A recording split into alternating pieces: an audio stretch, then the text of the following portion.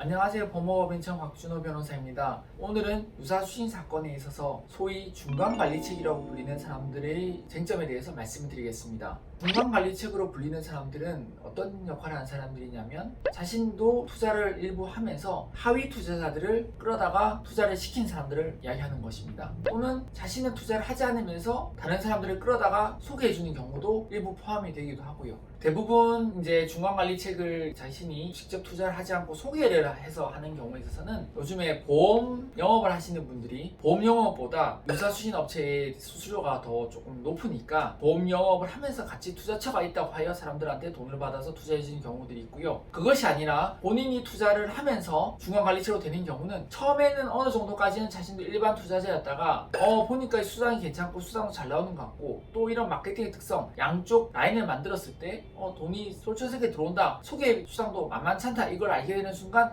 이제 아름아름으로 투자자들을 모집해서 이제 투자자들을 만들게 되는데요. 처음에 자신이 투자했을 때는 일반 투자자였다가 자신도 이제 다른 사람들의 돈을 끌어다 투자를 모으는 순간부터 그 순간부터는 이제 중간관리책으로 되어서 피해자에서 피의자로 바뀔 수 있는 그런 행동을 하게 되는 것이죠. 그러면 중간관리책의 경우에 있어서는 어떻게 이제 피의자, 즉 문제가 되냐 하는지는 당연히 기본적으로 돈을 받아서 시작된 일이므로 수당을 얼마나 많이 받았는지 또는 가담 기간이 얼마나 오래됐는지 등을 통해서 판단을 받으시게 됩니다. 그래서 잠깐 본인이 투자하면서 한두 명 정도 소개해 준 것만으로는 중간관리책이라고 볼 수는 없고, 본인도 본격적으로 라인을 만들고 그 밑에 라인들이 또 자기도 모르는 사이에 또 더 많은 사람들을 모집해 왔을 경우에 있어서는 어느 순간부터 자신도 중간관리책으로 올라가 있게 되는 것을 발견하게 됩니다. 저희가 종종 상담을 하다 보면은 나는 그냥 한 명만 소개해 줬을 뿐인데 내 밑에 있는 사람이 정말 아는 사람들이 많고 열심히 뛰는 사람이어서 나도 모르는 사이에 중간관리책 때 여러 명 거느리게 되는 더 높은 관리책으로 되게 되었다는 이야기도 종종 듣게 됩니다. 또는 내가 투자해 보니까 돈이 좀 괜찮고 그래서 주변 사람들한테 소개해 줬는데 나는 수수료를 받을 의도도 없었는데 사람들 내가 소개해 주다 보니 그냥 나한테도 알게 모르게 수당이 들어왔고 그래서 그냥 그걸 받아갔는데 왜 내가 중간관리책이 됐느냐 물어보지만 어떤 시기건 어느 정도 기간이 길어지고 수수료를 많이 받고 많은 사람들을 모아오게 되면 또는 자신이 모아오지 않더라도 자신이 데리고 온 사람이 더 많은 사람들을 모아오는 그런 사람이라면 자신도 알게 모르게 중간관리책이 될 수 있으며 여기에 대해서는 피해자들한테 책임을 져야 되는 것입니다.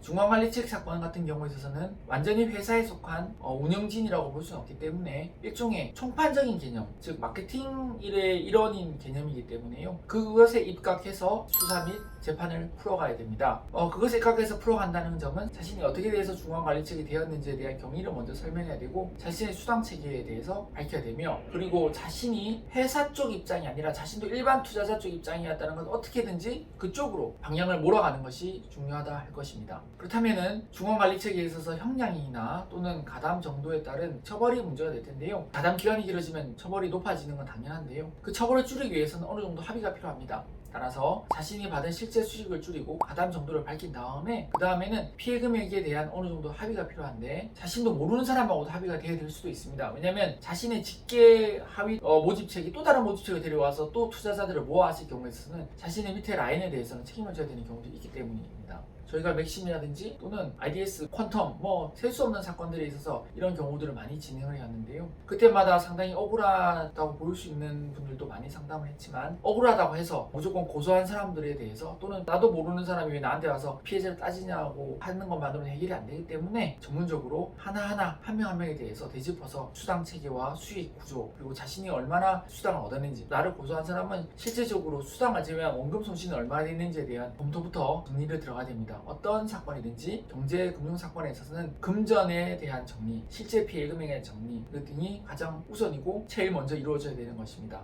나머지 개별적이고 구체적인 사안은 저희 사무실에 문의 주시면 제가 상담을 해드리도록 하겠습니다.